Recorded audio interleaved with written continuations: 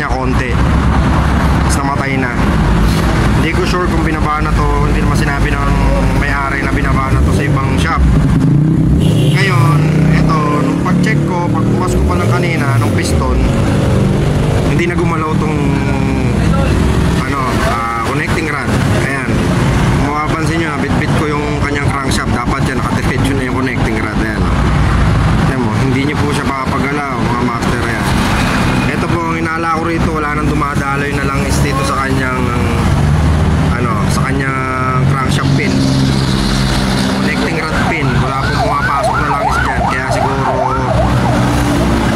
nag-ipit na siya, or nung pinagawa to, nung i-prenes nasagad, tapos hindi i-balance. So yan mga master, kung makapansin nyo, dapat yan nakalaylay na, diba? Kaya mga master, kung tutusin, kung magpapagawa po kayo ng makina, sana dun sa mga trusted mechanics nyo, or dun sa kilala nyo alam paano gawin ang inyong mga motor, paano kalikutin ang inyong mga motor, para hindi po kayo nagkakamali, at para hindi rin po napapalaki gastos nyo. Kasi kung tutusin, magkano ang baba ng makina, magkano mga pyesa ang bibilihin, masakit po sa bulsa. Kaya mga master, yan, dapat kampante kayo dun sa mga pagpapagawa nyo siya. Hindi yung basta may nakita kayo siya, magpapagawa na kayo agad.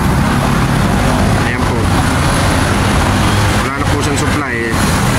Pwera pa doon yung kanyang oil pump, pero medyo hindi na gumagalaw, konti may naglalak na, pero umiikot pa, kaso nga lang puwersahan. So mapapaikot pa rin naman siya ng timing chain galing sa roller.